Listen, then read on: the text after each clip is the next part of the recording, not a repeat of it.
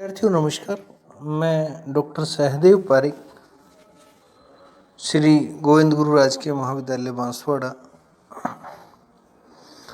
से विद्यार्थियों आज हम एमए उत्तरार्ध के समाजशास्त्र विषय के प्रश्न पत्र कोड 5176 के विषय में संरचनात्मक और प्रकार्यात्मक उपागम के विषय में पढ़ेंगे। क्योंकि भारतीय समाज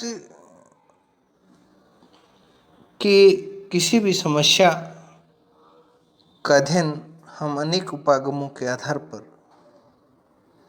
या किसी एक विशेष उपागम के आधार पर कर सकते हैं। प्रत्येक उपागम में समस्या के किसी विशेष पहलू पर अधिक बल दिया जाता है और भारतीय समाज के अध्ययन के लिए समाजशास्त्रियों द्वारा अनेक उपागमों का प्रयोग अपने अध्ययनों के दौरान किया गया, जिसमें से एक महत्वपूर्ण अध्ययन उपागम जो है वो है संरचनात्मक प्रकार्यात्मक उपागम, जो कि समाज विज्ञानों में अति महत्वपूर्ण है और काफ़ी अध्ययनों के अंतर्गत इसको काम में लिया जाता रहा है। तो आज हम संरचनात्मक प्रकार्यात्मक उपागम के विषय में बात करेंगे।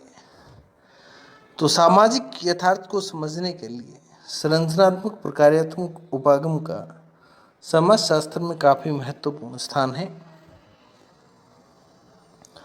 और प्रोफेसर डेविस ने इस उपागम की महत्ता को स्पष्ट करते हुए कहा कि ये तो समाजशास्त्र का पर्याय है, अर्थात समाजशास्त्र में मात्र एक ही उपयुक्त और सही उपागम इन्होंने माना है, वो है संरचनात्मक और प्रकार्यात्मक उपागम।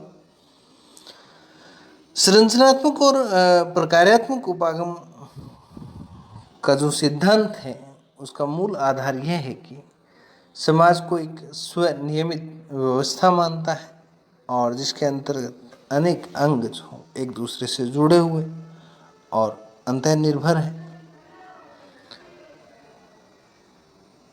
व्यवस्था समन्वित और पूर्णता को महत्व देती है, न कि विभिन्न भागों को। कोई भी व्यवस्था जो वो एक समग्र पूर्णता को ही महत्व प्रदान करती है, उसके अलग अलग भागों को नहीं। इस प्रकार अंतर्निर्भरता और अंतर संबंधता एक ही बात है। अंतर्निर्भरता कहें या अंतर संबंधता कहें, ये दर्शाता है कि एक भाग में होने वाला परिवर्तन अन्य भागों में भी परिवर्तन को प्रोत्साहित करेगा। ऐसा नहीं हो सकता कि किसी एक सिस्टम के किसी एक भाग में परिवर्तन और दूसरा अपरिवर्तित रहे, ऐसा असंभव है। इससे व्यवस्था का संतुलन और स्थायित्व बना रहता है।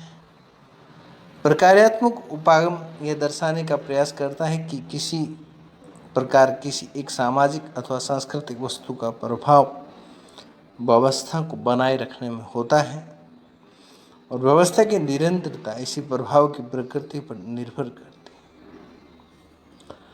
इनकी ये मान्यता है कि हर समाज के समाजीकरण और सामाजिक संरचना को स्वाभाविक प्रारूप यानी कि ऑर्गेनिक मॉडल के आधार पर समझा जा सकता है और स्वाभाविक की भांति सामाजिक व्यवस्था के विभिन्न भागों में परस्पर संबंधों के आधार पर उसका जीवन बना रहता है और इन विभिन्न संबंधों के आधार पर ही व्यवस्था की पूर्णता बनी रहती है।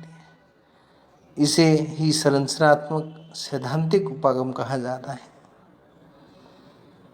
और संरचनात्मक प्रकार्यात्मक उपागम के जो आधारभूत मंतव्य हैं वो इस प्रकार है कि एक तो प्रकार्यवादी जो है वो समाज को एक व्यवस्था मानते हैं कि पूरा एक सिस्टम है ये और व्यवस्था के विभिन्न भाग परस्पर अंतर संबंधित और अंतर निर्भर है। व्यवस्था के सभी अंग समन्वयता, संतुलन व समायोजन में सहायता प्राप्त करते हैं और संरचना जो प्रत्येक कार्य से जुड़ी हुई है, संबंधित है और संरचना या व्यवस्था के प्रकार समाज के लिए उपयोगी माने जाते हैं। संरचनात्मक प्रकार्यात्मक उपागम की संबोध से हमारा ये तात्पर्य है कि जो इससे संबंधित जो अवधारणाएं हैं उनसे हमारा तात्पर्य है, संबोधों के लिए है। और संरचनात्मक प्रकार्यात्मक उपागम को समझने के लिए संरचनात्मक प्रकार्यात्मक उपागम के जो आधारभूत मंतव्यों को हमने पढ़ा अभी, मंतव्यों को जानने के बाद हम इसके साथ साथ इसके जो संबोध हैं या कंसेप्ट, उनसे जुड़ी हुई जो अवधारणाएं हैं उनको समझना अनिवार्य है। जैसे पहला इसमें देखते हैं समाज। संरचनात्मक प्रकारात्मक उपागम के अंतर्गत समाज व्यक्तियों के कार्यों को संपन्न करने की एक ऐसी व्यवस्था है जिसमें व्यक्तियों की अनेकता होती है जो कि यौन प्रक्रिया के माध्यम से जन्म लेती है। यह समाज व्यवस्था व्यक्ति के जीवन से अधिक व दीर्घकालीन होती है, अर्थात व्यक्ति जन्म लेता है और मृत्यु को प्राप्त होता है, पर समाज जो है वो अनवरत रहता है, चलता रहता है। दूसरा जो है वो समाज व्यवस्था है। समाज की आत्मनिर्भरता की विशेषता उसे समाज व्यवस्था में भिन्न अर्थ प्रदान करती है। परिवार एवं समुदाय समाज व्यवस्था के उदाहरण हैं। सामाजिक संरचना इकाइयों के मध्य संबंधों की प्रतिमानता से स्पष्ट होती है और यह प्रतिमानता जो है वो परिस्थितियों एवं भूमिकाओं की अंतर संबंधित प्रतिमानता है। इस संरचना में जो वो स्थायित्व रहता है। और उसके बाद आता है हमारा प्रकार्य। प्रकार्य के बारे में मर्टन का नाम प्रकार्य से जुड़ा हुआ है और जब भी प्रकार्य का नाम आता है तो मर्टन का नाम बेसिक आएगा ही आएगा, निश्चित रूप से आएगा। तो प्रकार्य शब्द जो है उसका पहला अर्थ जो है वो समारोह, वार्षिक समारोह और सार्वजनिक आयोजन या उत्सव वगैरह से लेते हैं। और दूसरा जो है इस शब्द का प्रयोग किसी विशिष्ट व्यवसाय से लिया जाता है। उदाहरण के लिए जातिगत व्यवस्था में लुहार और सुनार या सुथार का जो एक फंक्शन है तो उसके व्यवसाय की हम चर्चा करते हैं। प्रकार्य शब्द का अर्थ किसी संगठन की विभिन्न भूमिकाओं से भी लिया जाता है। जैसे हम कहते हैं कि सचिवालय में मुख्य सचिव, उप सचिव, संयुक्त सचिव इत्यादि के जो पदों की भूमिका है, यानी कि उससे जुड़े हुए जो दायित्व हैं, फंक्शंस हैं, भूमिकाएं जो है उस शब्द के रूप में भी प्रयोगित किया जाता है।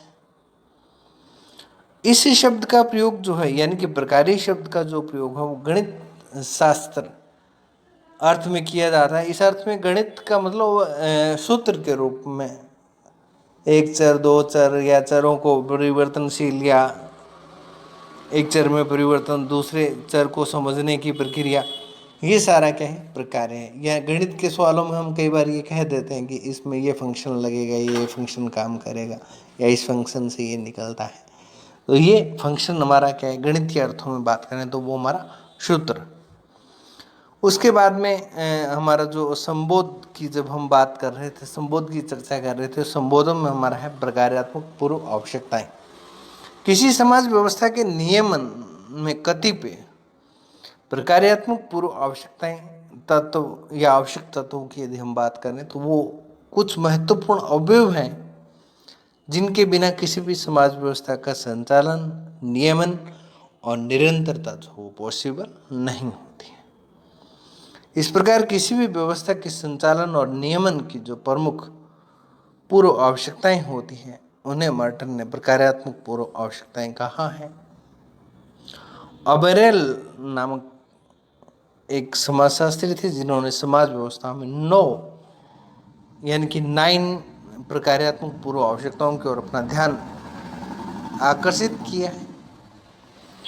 वो क्रम से संचार, भूमिकाओं की विविधता और भूमिकाओं का मूल्यांकन, लक्ष्यों में भागीदारी, सामाजिकरण, सामाजिक विपथगामी व्यवहार और उस विपथगामी व्यवहार का नियंत्रण, साधनों का मानदंड द्वारा नियमन और वातावरण के साथ उपयुक्त तारतम्य एवं यौन प्रक्रिया द्वारा व्यक्तियों के समाज में चयन की कोई संस्थापक पद्धति या संस्थात्मक पद्धति यानी कि संस्थागत तरीके से, जैसे हम कहते हैं विवाह हमारे क्या एक यौन आवश्यकताओं की पूर्ण करने का एक संस्थागत नियम है, और अभिव्यक्ति की स्वतंत्रता का कोई स्वतंत्र संस्थात्मक पक्ष और ज्ञान में पक्ष का अभिमुखन।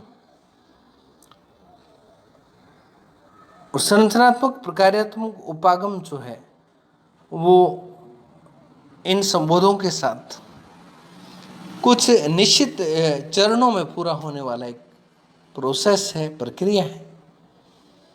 संरचनात्मक प्रकार्यात्मक उपागम के जो चरण है, स्टेप बाय स्टेप जो हम इसके स्टेप जो गिना सकते हैं, वो है कि किसी भी अनुसंधानकर्ता को प्रकार्यवाद के विश्लेषण के लिए निम्नलिखित 4 चरणों को समझना चाहिए। किसी भी सामाजिक व्यवस्था के पूर्व आवश्यक तत्वों को समझना, पहली जो हमारी प्राथमिकता, पहला चरण जो हमारा पहला स्टेप जो है वो ये होगा कि किसी भी सामाजिक व्यवस्था के पूर्व आवश्यक तत्वों को समझना। दूसरा, किसी भी सामाजिक व्यवस्था के प्रतिमानों को समझना एवं उस प्रक्रिया को समझना कि जिसके द्वारा प्रकार्यात्मक संस्थात्मक संभव होती है, और उन तत्वों को मालूम करना जो प्रकार्यात्मक विकल्पों का स्वरूप ले सकते हैं। और चौथा जो है वो संरचना का विशद यानी कि विस्तार से वर्णन करके और उस प्रक्रिया के तत्वों का उल्लेख करना जो कि सामाजिक व्यवस्था की निरंतरता को बनाए रखते हैं। तो आज के इस वीडियो में इतना ही। कल हम भारतीय समाजशास्त्र के अध्ययन में संरचनात्मक प्रकार्यात्मक उपागम के उपयोगिता के विषय में चर्चा करेंगे। तब तक के लिए धन्यवाद।